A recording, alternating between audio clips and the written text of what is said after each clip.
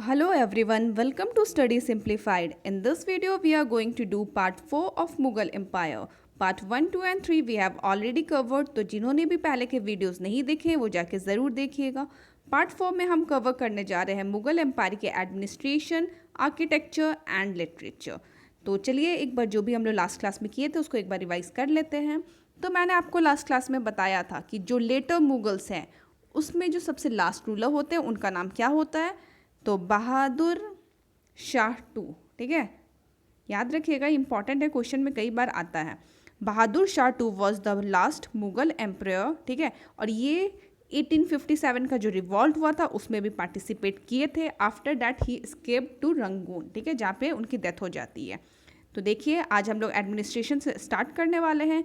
ये इंपॉर्टेंट है, एग्जाम में यहाँ से क्वेश्चन आता है. तो चलिए देखते हैं. तो सबसे पहले देख लीजिए, Mughal empire was divided into subahs. अब ये सूबाज क्या होता है, तो ये होता है प्रोविंस. ठीक है, विच वे फर्दर सब डिवाइडेड इनटू सरकार, परांगना एंड ग्राम. तो देखो, सरकार होता था डिस्ट्रिक्ट, परांगना होता था तालुक एंड ग्राम होता था विलेज. ठीक है, अब देखो यहाँ पे एक चीज़ और देखना, it also had other territorial unit as khalisa जिसको रॉयल लैंड बोलते थे, जागीर जो कि ऑटोनॉमस राज्य हुआ करता था, इनाम्स जो कि गिफ्टेड लैंड होता था. तो आपको बस ये याद रखना है, नाम याद रखिएगा क्योंकि ऐसे क्वेश्चन पूछा जा सकता है. सपोज ऐसे पूछ लिया जाएगा कि inam in Mughal empire related to what, तो आपको पता होना चाहिए ये गिफ्टेड लैंड हुआ करता था. तो इस तरीके से इन तीनों का नाम आप याद रखिएगा. इसके अलावा देखिए, there were 15 subahs during Akbar reign. ठीक है, जो कि इंक्रीज होके 20 हो गया था अंडर औरंगजेब रीजन. ठीक है, 20 प्रोविंस हो गए थे औरंगजेब के टाइम तक. अब यहाँ पे इम्पॉर्टेंट क्या है, तो ये जो टेबल आप देख पा रहे हैं, एडमिनिस्ट्रेटिव यूनिट एंड इंचार्ज, ये वेरी इंपॉर्टेंट है, इसको आप अच्छे से देखिएगा. तो देखिए सबसे पहले आता है प्रोविंस. ठीक है, जिसको सूबा बोलते थे. तो प्रोविंस के जो इंचार्ज हुआ करते थे, सूबेदार या तो निज़ाम, वो कौन होते थे, तो वो होते थे हेड एग्जीक्यूटिव. ठीक है, एंड जो दीवान होते थे वो होते थे इंचार्ज ऑफ रेवेन्यू डिपार्टमेंट. तो आपको ऐसे याद रखना है, जैसे प्रोविंस से आएगा कि दीवान कौन हुआ करते थे, तो आपको बताना होगा इंचार्ज ऑफ रेवेन्यू डिपार्टमेंट. ठीक है, नेक्स्ट आ जाता है सरकार, जो कि डिस्ट्रिक्ट को बोला जाता था. तो सरकार में क्या है, तो फौजदार होता था जो कि एडमिनिस्ट्रेटिव हेड होता था. ठीक है, एंड जो अमल होता था वो रेवेन्यू कलेक्शन किया करता था. ठीक है, नेक्स्ट देखते हैं परांगना. परांगना मीन्स तालुक. इसके जो हेड होते थे उसको बोलते थे सिकदर, जो कि एडमिनिस्ट्रेटिव हेड होते थे. ठीक है, या तो एडमिन होते थे. अब कानूंगो जो होते थे वो रेवेन्यू ऑफिशियल होते थे. इस तरीके से जो लास्ट वाला है ग्राम, उसके जो इंचार्ज होते थे वो होते थे मुकद्दम. ठीक है, और जो पटवारी होता था वो अकाउंटेंट का काम करता था. तो आप इसी तरीके से याद रखिए, जैसे क्वेश्चन आ जाता है मुकद्दम जो है वो किससे रिलेटेड है मुगल एम्पायर में, तो आपको बताना होगा कि वो विलेज का हेड हुआ करता था. हेडमैन ऑफ, जो हेडमैन था विलेज का वो मुकद्दम था. पटवारी आएगा तो वो अकाउंटेंट था विलेज का. ठीक है, उसी तरीके से सिकदर आएगा तो he was administrative head of pargana. अगर आ जाता है फौजदार तो he was administrative head of sarkar. ठीक है, ऐसे कंफ्यूज नहीं कीजिएगा. जैसे देखिए यहाँ पे सिकदर है, यहाँ फौजदार है, दोनों एडमिनिस्ट्रेटिव हेड है, बट ये एडमिनिस्ट्रेटिव हेड है परांगना का एंड जो फौजदार है वो एडमिनिस्ट्रेटिव हेड है सरकार का. तो आपको इस तरीके से ये जो भी है इनके जो इंचार्ज है इसको अच्छे से लर्न कर लीजिएगा. यहाँ से एक क्वेश्चन बनता है, इम्पॉर्टेंट है. चलो नेक्स्ट हम देखें तो यहाँ पे मोस्ट इम्पॉर्टेंट आ जाता है, यहाँ पे आ जाता है कि अकबर इंट्रोड्यूस मनसबदारी सिस्टम. क्वेश्चन यहाँ से आते हैं कि हु इंट्रोड्यूस मनसबदारी सिस्टम. ठीक है, तो आपको याद रखना होगा अकबर. अब ये मनसबदारी सिस्टम होता क्या था, तो मनसबदारी मतलब होता है रैंक, रैंक गिवन. ठीक है, तो देखो the term mansab indicates the rank of its holder. तो इस टाइम क्या होता था, बेसिकली ये सिस्टम में जो ऑफिशियल्स होते थे ना उनको रैंक दिया जाता था. इवन जो गवर्नमेंट ऑफिसर है उनको भी, और जो मिलिट्री जनरल्स होते थे उनको भी. तो इस तरीके से देखिए तो mansabdari was both civil and military. ठीक है, तो देखिए यहाँ पे ड्वेल मनसब चलता था. ड्वेल मनसब बोले तो एक जाट होता था जिसमें पर्सनल रैंक एंड पे स्टेटस दिया जाता था एक पर्सन को. ठीक है, दूसरा होता था सवार, इसमें number of horseman to maintain का स्टेटस दिया जाता था. जैसे किसी के अंडर 100 आएगा, किसी के अंडर 500 आएगा, तो इस तरीके से रैंकिंग दी जाती थी. ठीक है, और जो मनसब है ये ड्वेल सिस्टम हुआ करता था, जाट एंड सवार. आपको पता होना चाहिए, नाम बस याद रखिएगा, ठीक है। तो मनसबदारी क्या है, तो it is the system that determine the rank and status of government officer as well as military generals. Okay, तो चलो यहाँ पे ये देखना कि जो मनसबदार होते थे वो 3 कैटेगरीज के होते थे, मनसबदार, आमिर एंड आमिर उमीदा। तो आप बस इतना देखिएगा, जो भी एसएससी एंड एसआई वाले लोग हैं यहाँ पे जो प्रिपरेशन कर रहे हैं उसको ज़्यादा डिटेल में नहीं देखना है, बस इतना जान लीजिएगा। एंड जो पीसीएस की प्रिपरेशन कर रहे हैं उसको थोड़ा सा डिटेल में देख लीजिएगा, यहाँ से क्वेश्चन बन सकता है। तो देखिए यहाँ पे हम लोग देखते हैं यहाँ पे क्या क्वेश्चन है। अब यहाँ पे रेवेन्यू कलेक्शन का, टैक्स का बात कर लेते हैं, ठीक है। तो देखो, there were several method of revenue collection in practice. देखो अब क्या क्या था, फर्स्ट वॉज कनकॉट, सेकंड वॉज राई एंड थर्ड वॉज जब्ती। जो कनकूट है, ठीक है, वो एस्टिमेट हुआ करता था।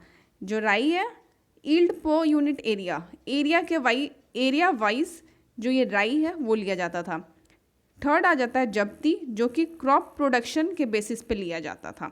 तो यहाँ पे तो बस आप नाम याद रखिए, कनकूट, राई एंड जब्ती, ठीक है। मोस्ट इंपॉर्टेंट क्या है, बंदोबस्त सिस्टम, वीवीआई है, यहाँ से क्वेश्चंस बनते ही बनते हैं, वेरी इंपॉर्टेंट।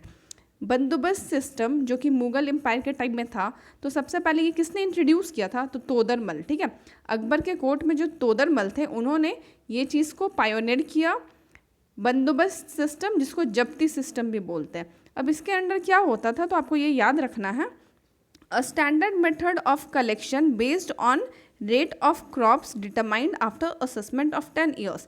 देखो 10 साल पे असेसमेंट होता था, जिसका जितना क्रॉप निकला उस बेसिस पे रेवेन्यू कलेक्ट किया जाता था, ठीक है। समझ में आया, तो आप याद रखिएगा बंदोबस्त सिस्टम किससे रिलेटेड है, मुगल एम्पायर से रिलेटेड है, और इसको पायोनियर करने वाले थे तोदरमल। यहाँ से क्वेश्चन आता है तो आप इसको वीवीआई कर लीजिए और इसको अंडरलाइन कर लीजिए।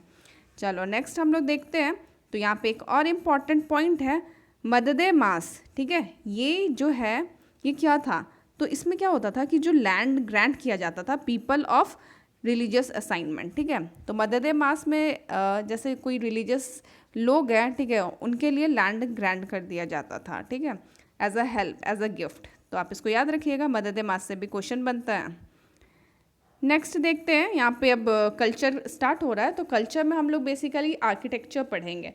तो हम लोगों ने जब भी रूलर्स पढ़ रहे थे तो हम लोग साइड बाय साइड आर्किटेक्चर भी देखते गए थे, तो अभी आपको ज़्यादा डिफ़िकल्ट नहीं होगा, आप इजीली आंसर दे पाएंगे। तो देखो सबसे पहले आ जाता है बाबर, है ना। तो बाबर ने 2 मॉस्क बनवाया था, एक पानीपत में बनवाया था, एक संबलपुर में बनवाया था। तो देखिए, one at Kabuli Bagh in Panipat and other at Sambalpur in Rohilkhand. तो यहाँ से क्वेश्चन नहीं आता, बट आप याद रखिएगा, सिंपल है।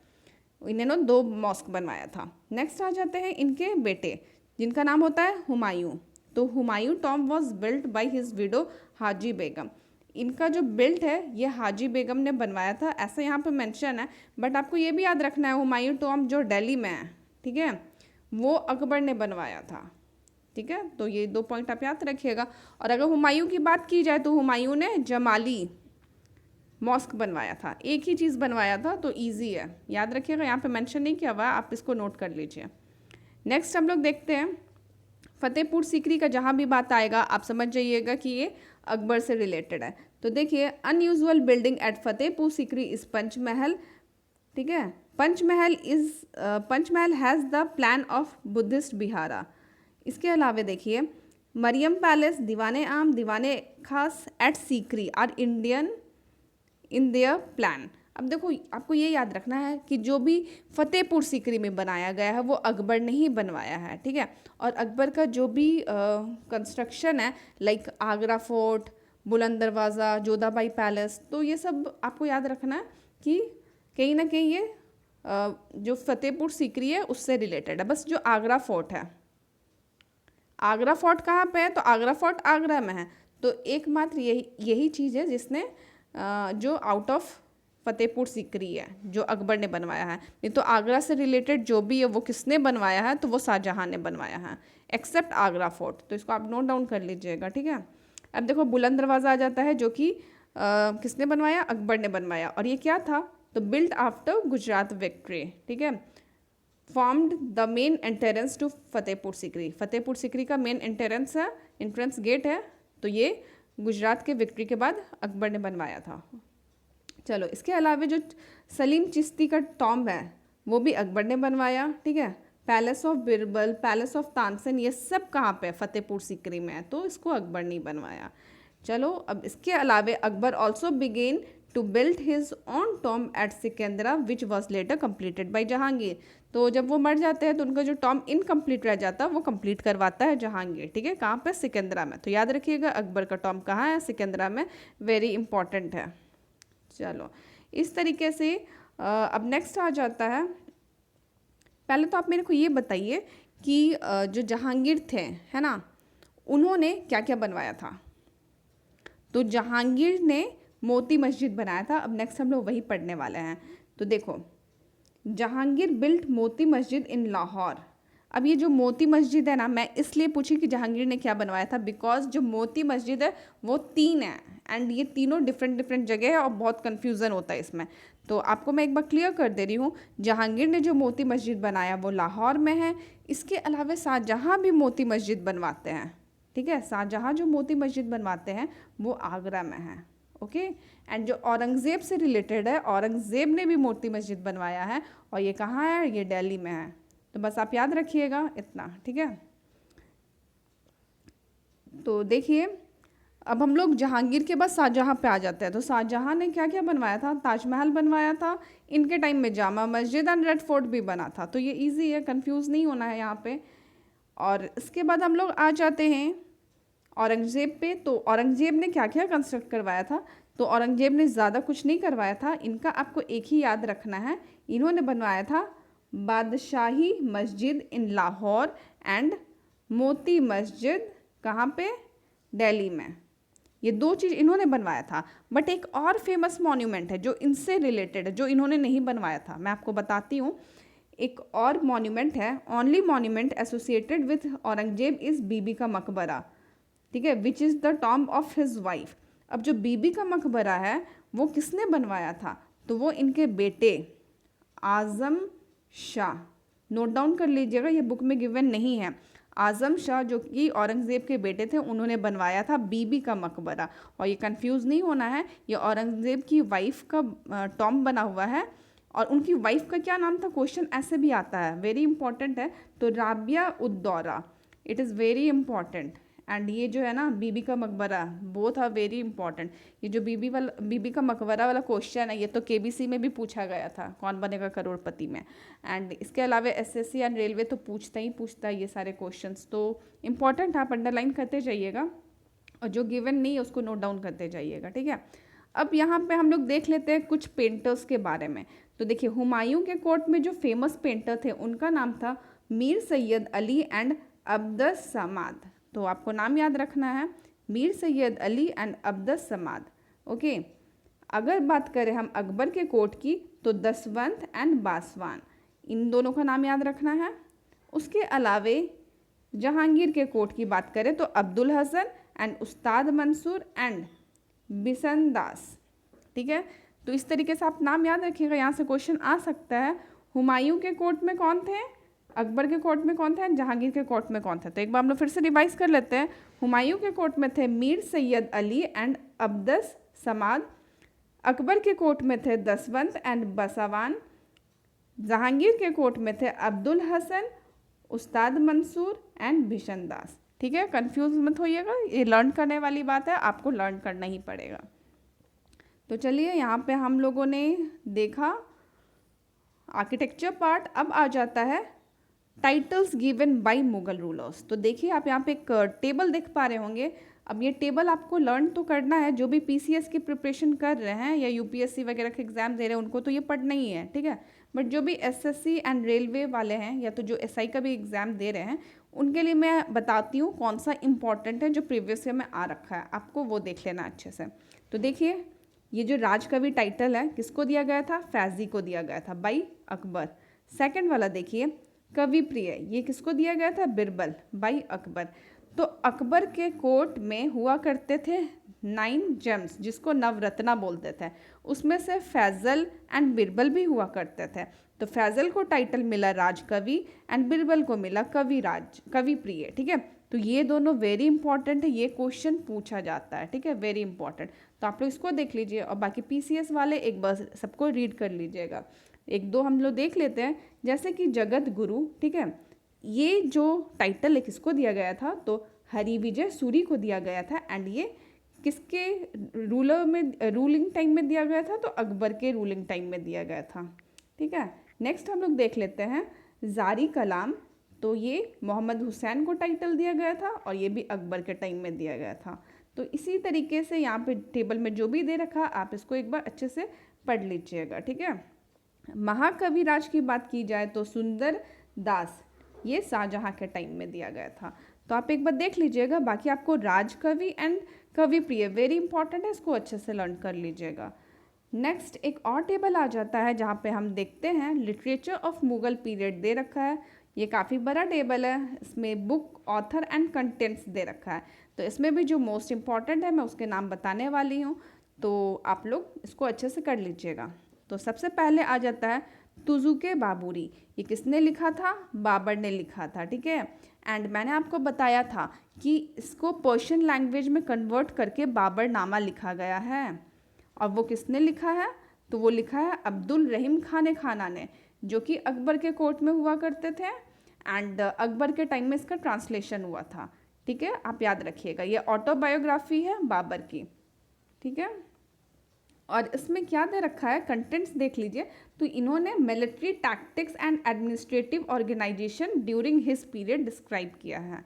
तो बस आप ये देख लीजिए ऑथर कौन है, बुक क्या लिखा है। नेक्स्ट हम लोग देख लेते हैं हुमायूं नामा, ये किसने लिखा है, तो इसकी सिस्टर थी गुलबदन बेगम, उन्होंने लिखा है। ये बायोग्राफी ऑफ हुमायूं है, तो इसमें ज़्यादा कुछ लर्न नहीं करना है, बस आपको इतना याद रखना है। नेक्स्ट हम लोग देख लेते हैं अकबरनामा। अब अकबरनामा किसने लिखा है, तो अबुल फैसल ने लिखा है, जो उनके कोर्ट के स्कॉलर हुआ करते थे। एंड इस बुक में इन्होंने क्या लिखा है, तो इन्होंने हिस्ट्री ऑफ अकबर्स रीजन लिखा है, पूरा हिस्ट्री डिस्क्राइब किया है अकबर के रीजन का। तो ये वेरी इंपॉर्टेंट है, कई सारे एग्जाम्स में पूछा गया है प्रीवियसली। जो मैं यहाँ पे टिक कर रही हूँ ये इंपॉर्टेंट ही है और ये प्रीवियस एग्जाम्स में पूछा गया, आप भी नोट डाउन करते चलिएगा। नेक्स्ट हम लोग देखें तो आपको यहाँ पे तुजुके जहांगीरी दिखेगा, जो कि जहांगीर ने खुद लिखा है। तो memory of his own region है। आपको मैंने बताया था मुगल एम्पायर में दो रूलर थे जिन्होंने खुद की ऑटोबायोग्राफी लिखी थी, एक बाबर और एक जहांगीर। तो जहांगीर का भी आप याद रखिएगा, तुजुके जहांगीरी। एंड ये किस लैंग्वेज में थी, तो ये तुजुकी जो लैंग्वेज है उसमें थी, तुर्की लैंग्वेज में, सॉरी तुर्की लैंग्वेज में थी ये।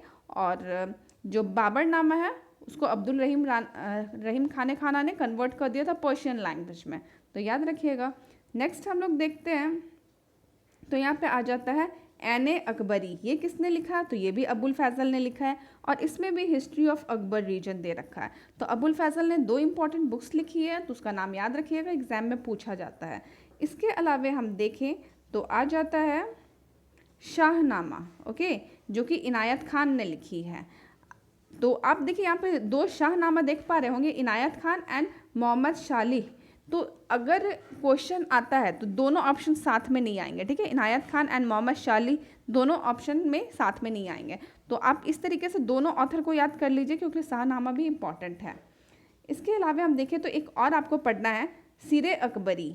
तो इसके ऑथर कौन थे, तो इसके ऑथर थे दारा शिकोह, जो कि औरंगजेब के भाई थे, ठीक है। और ये बुक इंपॉर्टेंट क्यों है, क्योंकि इसमें ना हिंदू ट्रांसलेशन ऑफ उपनिषद दे रखा है, ठीक है। जो उपनिषद हुआ करते थे उसका उर्दू ट्रांसलेशन कर रखा है, किसने किया है, तो दारा शिकोह ने किया है। इसलिए ये वेरी इंपॉर्टेंट है, ये तो बहुत सारे एग्जाम्स में पूछा जा चुका है। तो बस आप इतना देख लीजिए। उसके बाद मैं आपको दो इंपॉर्टेंट और बताती हूँ जो यहाँ पे मेंशन नहीं है बट एग्जाम्स में पूछा गया है। दो ऑथर का नाम याद रखिएगा, बदौनी, ठीक है। ये जो बदौनी थे इन्होंने महाभारत एंड रामायणा इनका ट्रांसलेशन किया है, पर्शियन ट्रांसलेशन, ठीक है। तो याद रखिएगा, इसको नोट डाउन कर लीजिए। बदौनी ने महाभारत एंड रामायणा का पर्शियन ट्रांसलेशन किया है। इसके अलावे दारा शिकोह, ये जो पर्सन है दारा शिकोह, इन्होंने उपनिषद एंड गीता का पर्शियन ट्रांसलेशन किया है, ठीक है। दारा शिकोह ने किसका किया है, गीता एंड उपनिषद का। बदौनी ने किनका किया है, महाभारत एंड रामायण का, इन सब का पर्शियन ट्रांसलेशन किया गया है इनके द्वारा।